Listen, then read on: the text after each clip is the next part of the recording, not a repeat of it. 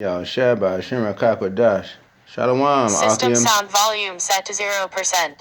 This is your Hebrew Israelite brother, Mashaba, here in the city of Detroit.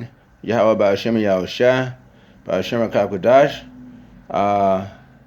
I'm making this video to highlight the fact of what I was saying when I made my Trump predictions, and that Trump would, in fact, start a war, even though Joe Biden won the election. Sure, yeah, he won the election, but Trump, being that he's the type of man that would not accept loss, would, in fact, start a war with Iran. And I said that he would. Sure enough, that's what's imminent, okay, because he doesn't want to leave office. He knows if he just simply starts a war, then guess what? You cannot remove a sitting president during a time of war, okay? And so, here we go. We're going into, this is the beginning stages of Third War, World War III, as we're going into it. And so you're going to hear more about it. And this is not going to stop. Remember, he has at least about a good 60 more days in office. Joe Biden would not be sworn in if he were to become president. He would be sworn in January 20th. Will things stay stable between Trump and Iran until then? I don't know. Let's find out more about what's being said. Tonight, growing concern that President Trump's blocking of the transition could threaten national security. The president ordering a significant drawdown of U.S. troops in Afghanistan and Iraq, and considering a strike in Iran before President-elect Joe Biden takes office. The fears the rocky transition could leave the U.S. open to aggression. And just as the announcement has made the rocket attack in Baghdad's Green Zone. Biden, meantime, receiving a national security briefing today, but not from government officials. And the moment on the Senate floor, the fist bump caught on camera, is a sign the GOP is accepting Biden's victory. Just in, the top Republican senator, third in line to the presidency, testing positive for COVID.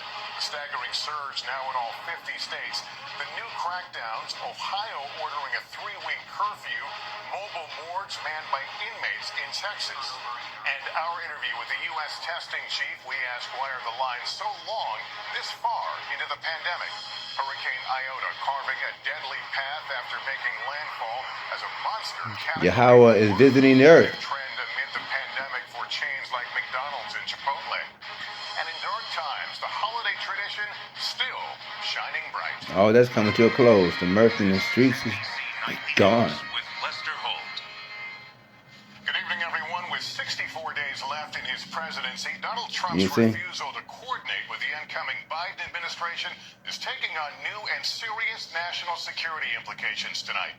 NBC News confirming the president, alarming his own advisors, has sought out military strike options against Iran, even as he instructs the Pentagon to start bringing troops home from Iraq and Afghanistan.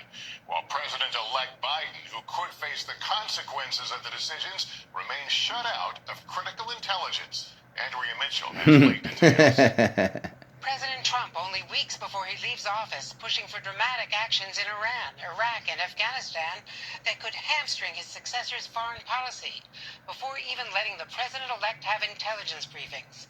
Tonight, NBC News confirming the president asked his national security cabinet about striking Iran, after UN inspectors reported Tehran was again stockpiling uranium that could be used for nuclear weapons. According to 2 senior officials, as first reported by the New York Times.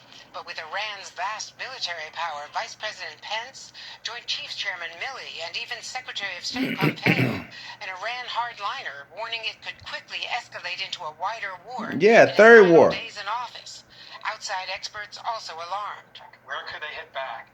At American military forces in Iraq, at American naval and air assets in the Gulf. They could try to kidnap or kill American citizens anywhere in the world. They've done that in the past. Military experts calling the president's suggestion reckless during a transition.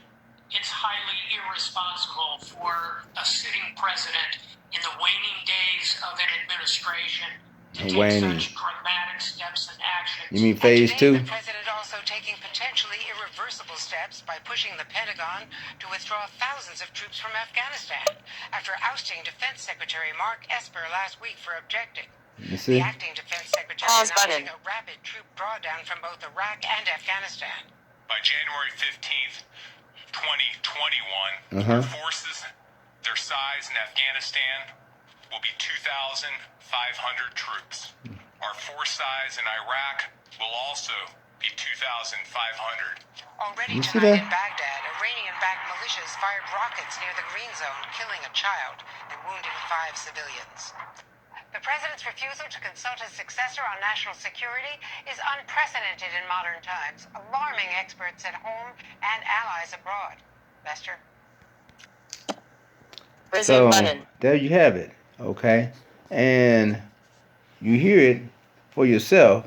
He's gearing up. He's getting ready. He's putting together his task force, his minions. He's getting together plans, getting his strategy together to attack, do a hit on Iran, which is going to lead to Russia joining in. Okay, and Iran, I'm quite sure they're also going to do a hit on Israel. Okay, and so or that might touch it off.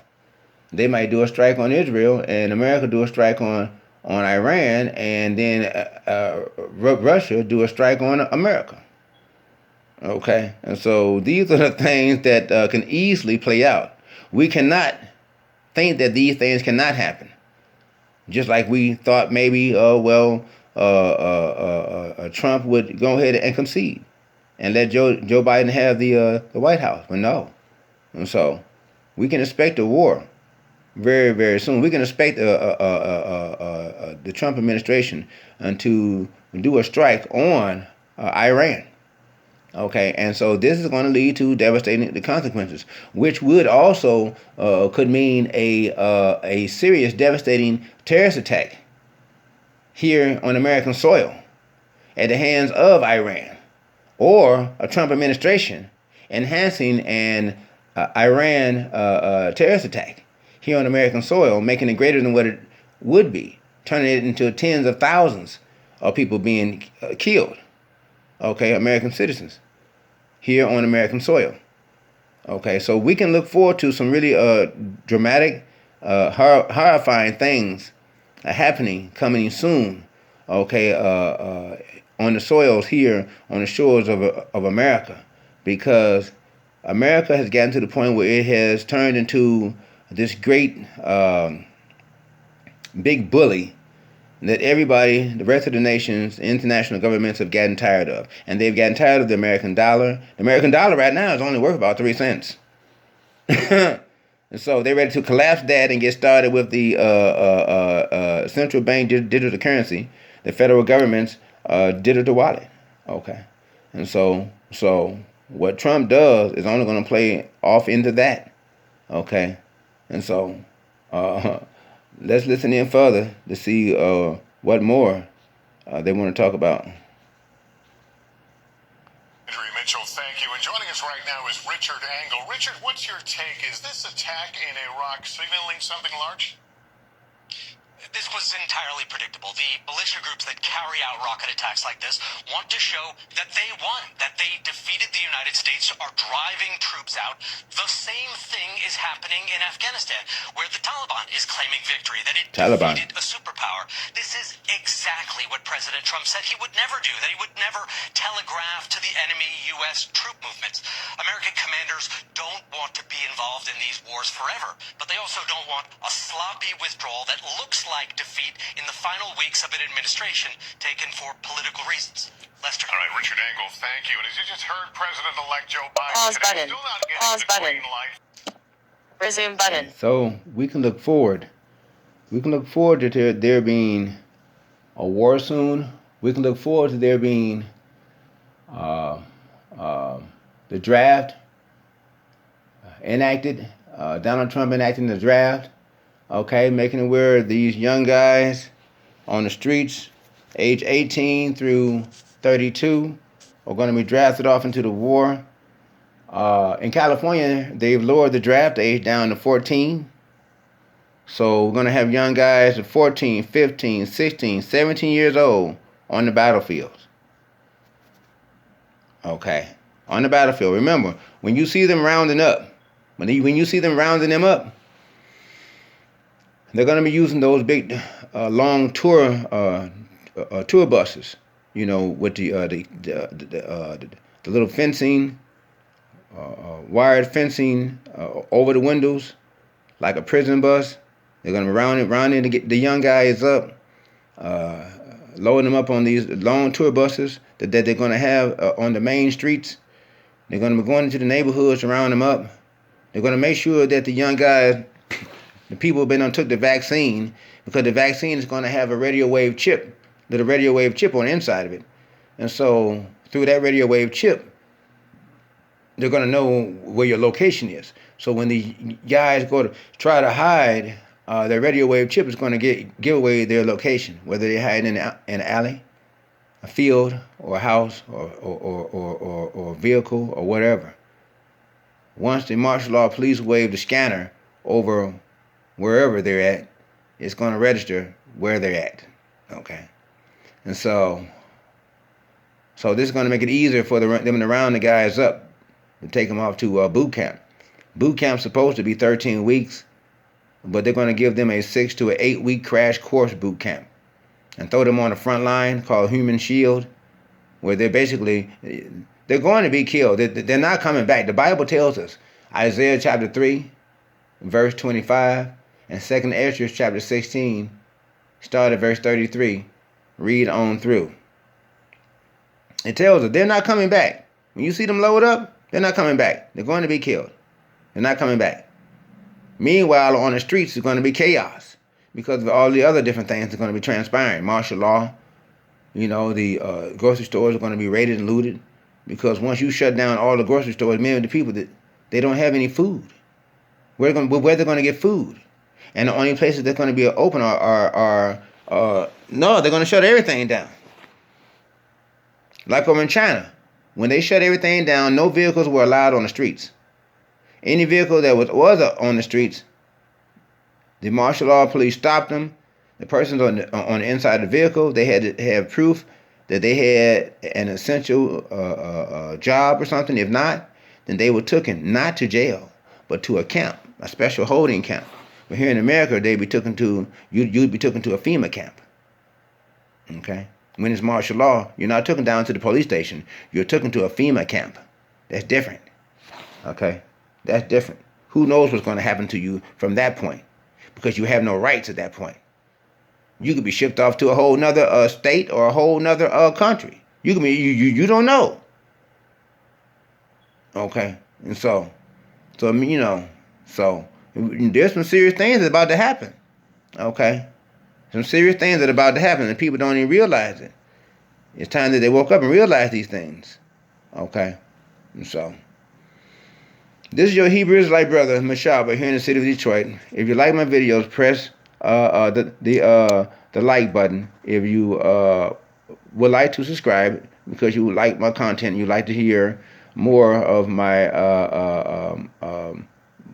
predictions or my Hebrew Israelite edifications, spiritual edifications, and or whatever my content might be that you might find to be intriguing, to cause you to think, to provoke you to thought. To John chapter 63 verse 6, it is the spirit that quickens the flesh. Maybe in your spirit you may be quickened to adhere unto Yahweh Ba'ashem Yahushua, Ba'ashem Rakakodash. Okay? And so, until we meet again, prepare yourself for Jacob's troubles. In Proverbs chapter 30, verse 7, Malachi chapter 1, Malachi chapter 4, verse 1 and 2. Get ready. Prepare yourself. Are you ready for the hour of darkness? Jacob's troubles. It's here. We're in the beginning stages of it. Just hold strong. And everything's going to be all right. Because this is what we're hoping for. the downfall and praying for the downfall and destruction of this Edomite queendom, the Edomites, the heathens, and the 2/3. This is what we're looking for. This is what we're hoping for. This is what we're praying for. This is what we looking to see the victory of. Remember, Psalm chapter 91, verse 8, only with thine eyes will you see the reward of the wicked.